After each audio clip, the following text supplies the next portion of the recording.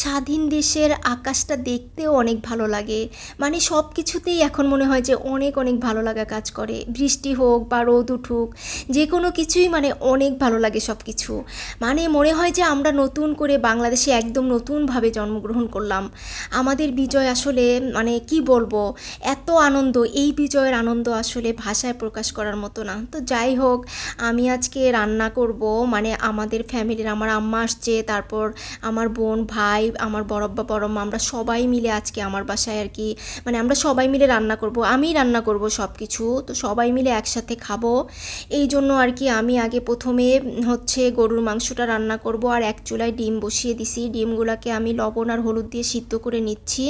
আর এই পাশে চুলাটা, মানে দুইটা চুলা ইউজ করতেছি আর কি তাড়াতাড়ি করার জন্য, যেহেতু দুপুরের খাওয়া দাওয়া। আর এই চুলাটাতে যে গরুর মাংস বসিয়ে দিছি, সব কিছু দিয়ে গরুর মাংস রান্না করার কথা কি আর বলবো, এটা তো সবাই রান্না করতে পারে। তো আমি কিন্তু গরুর মাংসটা মানে প্রথমে কিন্তু পানি দেই না, অনেকক্ষণ ভালোভাবে মশলা দিয়ে আগে ভালোভাবে কষিয়ে নিয়ে তারপর অল্প পানি দেই, সেই পানিটুকু শুকিয়ে আসলে তারপর আবার ভালোভাবে কষিয়ে নিয়ে তারপর একদম লাস্টে ঝোলটা দিয়ে দিই। এখন আমি চিকেন ফ্রাই করার জন্য মুরগির মাংসগুলোকে ভালোভাবে মেরিনেট করে রেখে দিব। সব রান্না কমপ্লিট করে তারপর খাওয়ার আগে দিয়ে এই মুরগিগুলোকে ভাজবো। তো এখানে চিকেন ফ্রাই করার জন্য আমি এখানে একটা ফার্মের মুরগি নিয়ে নিছি, আর এটার মধ্যে আমি গোলমরিচের গুঁড়া, শুকনা মরিচের গুঁড়া, লবণ, তারপর হচ্ছে সয়া সস, এরপর একটু জিরা, আদা রসুন বাটা, মানে সব কিছু 1 টেবিল চামচ করে করে দিছি। তারপর একটা ডিম দিয়ে দিছি, ময়দা দিয়ে দিছি, সব কিছু দিয়ে ভালোভাবে মাখিয়ে নিয়ে তারপর এটা একদম 1 ঘন্টা বা 2 ঘন্টা মানে খাওয়ার আগে আগে ভাজবো আর কি। তো মেরিনেট করে রেখে দিলাম। আর এখন আমি হচ্ছে কাবাব বানাবো। এখানে আমি 500 গ্রামের মতো গরুর মাংস নিয়ে নিছি, এর মধ্যে আদা বাটা, রসুন বাটা দিয়ে তারপর একটু পানি দিয়ে একটু লবণ দিয়ে ভালোভাবে সিদ্ধ করে নিব, মানে একদম ফুল সিদ্ধ করব না আর কি। সিদ্ধ করার পর তারপর এটাকে আমি হচ্ছে ব্লেন্ডারে ব্লেন্ড করে নিব, একদম মানে কিমা করে নিব আর কি। আর এখানে আমি 500 গ্রাম মাংসের মধ্যে কিন্তু 1 কাপের মতো বুটের ডাল সিদ্ধ করে নিছি। তো এই যে কিমা, মাংসর কিমাটা, তারপর হচ্ছে আদা বাটা, রসুন বাটা, পেঁয়াজ, তারপর হচ্ছে কাবাব মশলা, তারপর ছোলাটা মানে সাদা বুট আর কি, এটা সব কিছু দিয়ে একসাথে একদম ভালোভাবে সয়াবিন তেল দিয়ে একদম ভাজা ভাজা করে নিব, যাতে কোনো রকম পানি না থাকে। কারণ পরে হচ্ছে ডিমের সাদা অংশটা মিশাবো। এখানে আমি 4টা ডিমের সাদা অংশ দিয়ে দিছি, শুধু সাদা অংশটা দিয়ে দিছি, দিয়ে ভালোভাবে কাবাবগুলো বানিয়ে এই যে রেখে দিব। এটা একদম খাওয়ার আগে দিয়ে ভাজবো। আর এখন হচ্ছে রূপচাঁদা মাছ, এই রূপচাঁদা মাছগুলোকে লবণ হলুদ সব কিছু দিয়ে মাছ ফ্রাই করব আর কি, সব কিছু দিয়ে মেরিনেট করে এই আধা ঘন্টা বা 1 ঘন্টার জন্য রেখে দিব। মানে এগুলা হচ্ছে সব আমার পোলাওটা রান্না কমপ্লিট হলে সব আমি মানে ভাজবো।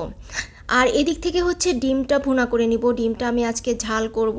এখানে টমেটো দিছি, পেঁয়াজ, তারপর হচ্ছে জিরা, ধনিয়া, হলুদ, লবণ সব কিছু দিয়ে ডিমটা এই যে ভুনা করে নিলাম। সব শেষে পোলাওটা রান্না করব। এখানে আমি 1 কেজি চাল নিয়ে নিছি, পোলাওয়ের চাল।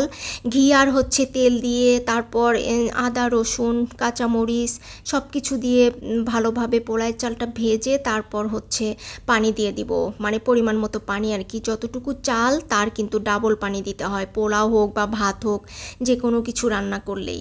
তারপরেই তো এখন আমার সব রান্না কমপ্লিট। আর এগুলা হচ্ছে চিকেন ফ্রাই ভাজতেছি, যেগুলো আমি মেরিনেট করে রাখছিলাম কিছুক্ষণ আগে।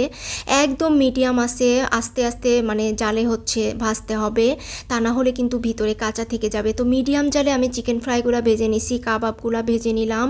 আর সব শেষে হচ্ছে রূপচাঁদা মাছটা ভেজে নিচ্ছি। আর রূপচাঁদা মাছটা কিন্তু ভাজতে একটু কষ্ট, একটু কষ্ট বলতে এটা সহজে কিন্তু মানে অনেকক্ষণ পর হচ্ছে উল্টাতে হয়, আর অনেক টাইম নিয়ে এই মাছটা ভাজতে হয়। অনেক বেশি জোরে জালেও দেওয়া যায় না, একটু মিডিয়াম জালে মাছটা ননস্টিক ফ্রাই প্যানের মধ্যে ভাজলেই সবচেয়ে ভালো হয়। নর্মাল কড়াইতে ভাজলে কিন্তু এই রূপচাঁদা মাছটা ভেঙে যায়, নষ্ট হয়ে যায়। তো এই তো রান্নাবান্না আমার কমপ্লিট। চিকেন ফ্রাই, তারপর হচ্ছে কাবাব, ডিম ভুনা, গরুর মাংস, আর হচ্ছে রূপচাঁদা মাছ করছি, আর সালাদ কেটে নিছি, আর হচ্ছে পোলাও করে নিছি, সাদা ভাতও ছিল। তো এই ছিল হচ্ছে আজকে আমার আমাদের ফ্যামিলির সবাই মিলে খাওয়া দাওয়া। আমি হচ্ছে রোস্ট করতে চাইছিলাম, তো আমার বোন বলল যে ও রোস্ট খাবে না, তো এই জন্য আর রোস্টটা করা হয়নি। তো এই যে আমার খাবারটা আমি নিয়ে বসছি, সবার কিন্তু খাওয়া দাওয়া মোটামুটি কমপ্লিট, সব শেষে আর কি আমি বসছি।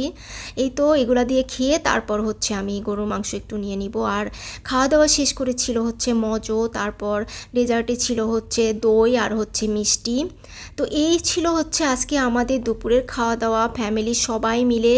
তো খাওয়া দাওয়া শেষ করে রেস্ট নিয়ে বিকালবেলায় যে বাবাকে নিয়ে বসছি, বাবাকে বললাম যে বাবা স্বাধীন দেশ, তুমি একটা পতাকা আঁকো। তো ও হচ্ছে একটা পতাকা আঁকতেছে, বলার সাথে সাথে একদম রাজি হয়ে গেছে, বলতেছে হ্যাঁ হ্যাঁ আমি আঁকবো। তো এই যে খুব সুন্দরভাবে পতাকা আঁকতেছে। তো আসলে কি বলবো, বাচ্চা কাচ্চাদেরকে আমরা যা শিখাবো ওরা কিন্তু তাই শিখেই বড় হবে। আর আমাদের নেক্সট প্রজন্ম, আমরা আবার বাঁচবই কয়দিন, বা আমরা না থাকলে কিন্তু এই জেনারেশনেই কিন্তু দেশের হাল ধরবে। এখন ছাত্র সমাজ যা করতেছে, রাস্তায় রাস্তায় ওরা ট্রাফিকের দায়িত্ব পালন করতেছে, ওরা দেশ গড়ার দায়িত্ব পালন করতেছে, মানে এগুলা দেখে আমরা কি বলবো, আমাদের দেশে এত দুর্নীতি। আর সিনিয়ররা কি করতেছে, দুর্নীতি করতে করতে আমাদের দেশটা একদম শেষ করে দিছে। আমরা ইউরোপ আমেরিকা দেখে আমরা আফসোস করি, ইস আমাদের দেশটা যদি এমন হতে পারতো, আমাদের দেশটা এরকম কেন। আমাদের দেশে যদি শুধুমাত্র দুর্নীতি না থাকতো, আমাদের দেশ ইউরোপ আমেরিকার চেয়ে কিন্তু কম হতো না। শুধুমাত্র দুর্নীতিমুক্ত দেশ যদি আমাদের থাকতো, আমরা এরকম মেট্রো রেল আরও অনেক আগে করতে পারতাম। একটা মেট্রো রেল কেন, 100টা মেট্রো রেল আমাদের দেশে হতো। পদ্মা ব্রিজ একটা কেন, মানে 10টা হতো, শুধুমাত্র যদি দুর্নীতি না থাকতো।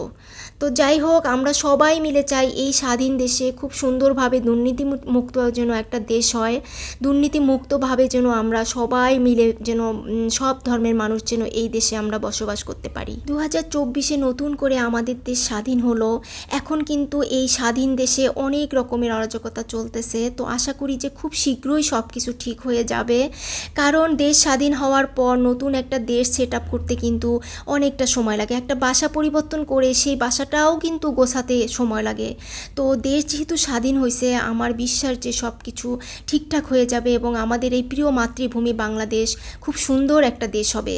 তো বিকালের নাস্তায় ছিল হচ্ছে আজকে আমাদের চা আর বিস্কুট, কারণ দুপুরে খাওয়া দাওয়ার পর একদম পেট ভর্তি, আর কিছুই খাওয়ার মতো অবস্থা নাই। তো সবাই ভালো থাকবেন, সুস্থ থাকবেন, আল্লাহ হাফেজ।